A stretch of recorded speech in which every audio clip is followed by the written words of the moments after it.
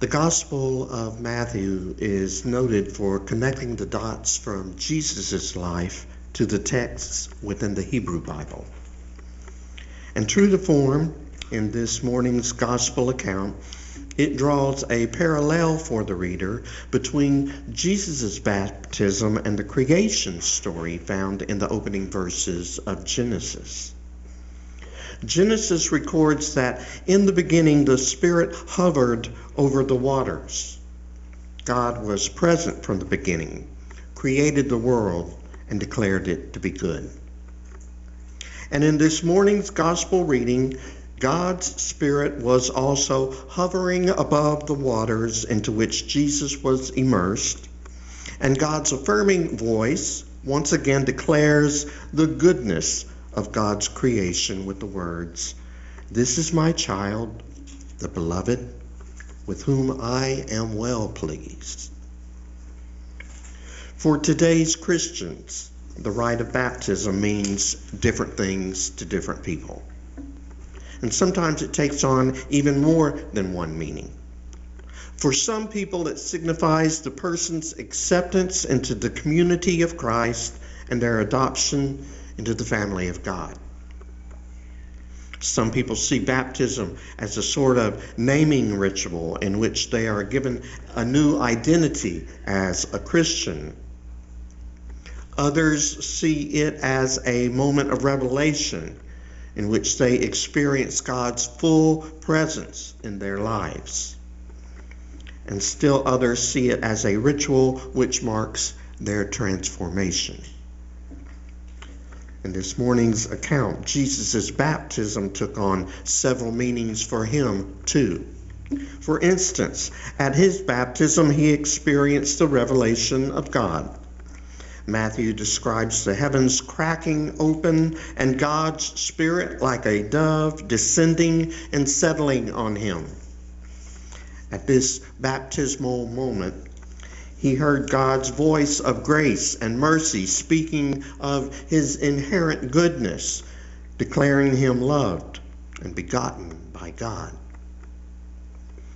By stepping into the waters, Jesus was announcing his readiness for what might be thought of as a revolution, both the political and religious revolution that was represented by the dominion of heaven.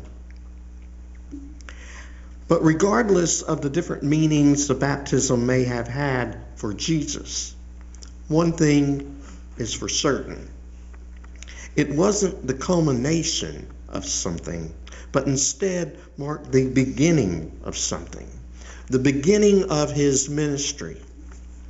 By stepping into the waters, Jesus declared himself ready for his ministry. And rising up from the waters, he would continue to feel that Spirit resting upon him when he later would articulate his calling. "The Spirit of God is upon me," he would say, "and has anointed me to bring good news to the poor.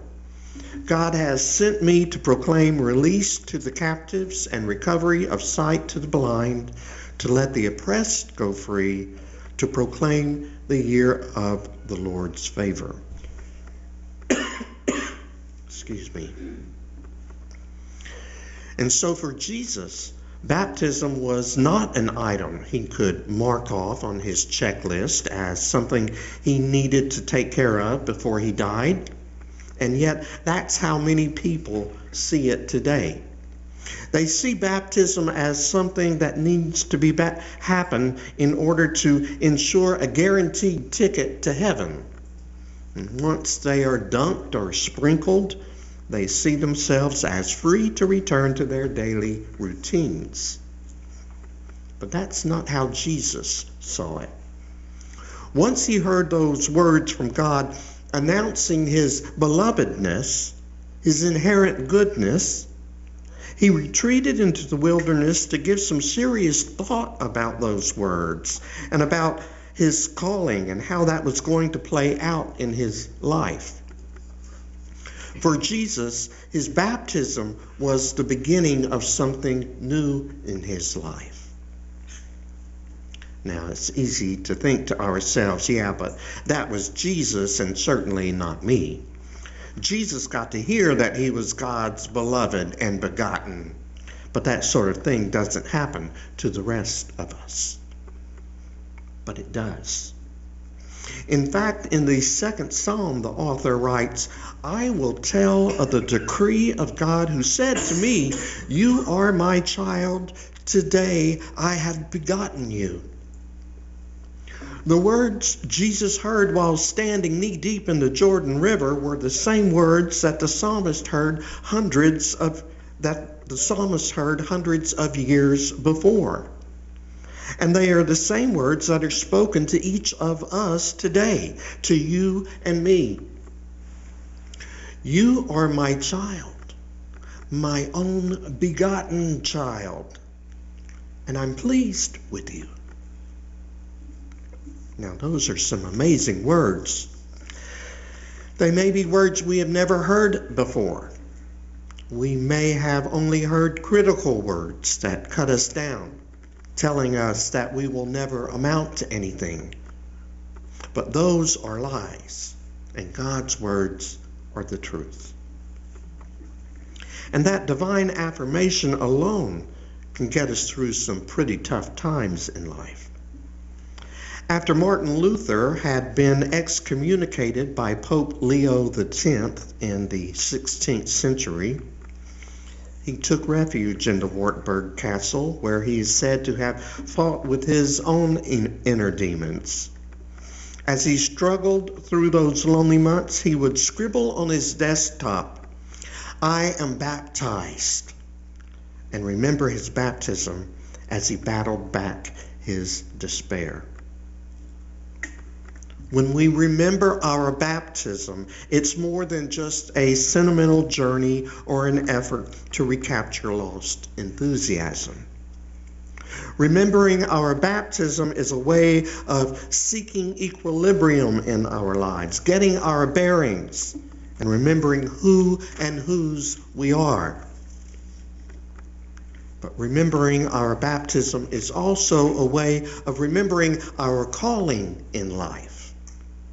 MCC Pastor Darrell Watkins says, as we allow ourselves to be immersed in an awareness of spirit as the source and substance of our lives, then we believe more strongly in our sacred value, and we feel more powerfully moved to offer our gifts in service to the world.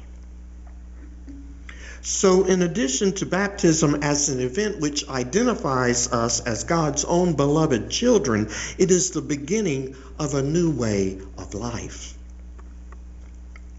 It's the new year. And the new year is a time for many of us to renew healthy routines or enter into new ways of living.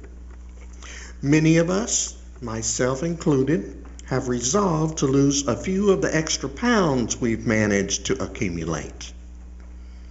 There are many different ways to go about that, but they say that those who are most successful at losing weight and keeping it off are those who look at their diet as a new way of living, a lifestyle rather than an event to which they must periodically return when they once again begin to pack on the weight. Their diet is a whole new way of living. Baptism is also something that we can periodically return to when we recall it during the rough times in our lives. But if we look at it instead as a way of life, then it becomes transformative. Baptism, then, is a commissioning to go forth into a new way of living, baptismal living, if you will. Baptismal living means taking seriously the commandments to love God with every fiber of our being and to love our neighbor as much as we love our own selves. It means making prayer an integral part of our daily lives and praying for the good and welfare of everyone, including our enemies. Baptismal living means giving up some of our own time to make life a little better for someone else. Sending them a card, giving them a gift, listening to what's going on with them without offering a word of advice. Baptismal living means looking at how much money you spend on yourself and deciding how much of that maybe should go toward charitable giving instead, whether that's to the church or to the local or global community. Baptismal living means realizing there are some things you do well and deciding it's time to quit hiding your light under a bushel. Baptismal living plays out in many different ways, in ways that are unique to each person.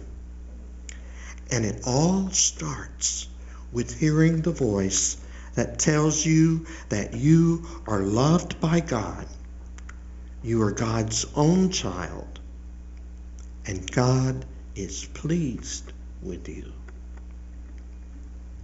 From there, you are commissioned by God to take the gifts and goodness that is yours into the rest of the world. One of my Facebook friends recently posted, "If we saw each other the way God sees us, there wouldn't be any discord. If we saw ourselves as God sees us, we wouldn't beat ourselves up over things that don't really matter. If we knew just who we are and what potential we hold within, we would achieve peace on all levels." That's what I call baptismal living, embracing ourselves and each other as God's beloved children. And so today, as we recall our spiritual baptism, whether that baptism was marked by a water ritual or not, it's my hope that God's words of love will resonate once more in our lives. And those words will compel us to take that love into the rest of the world. And may that remembrance be the beginning of a new way of life, instead of just a recollection of a past event. Amen.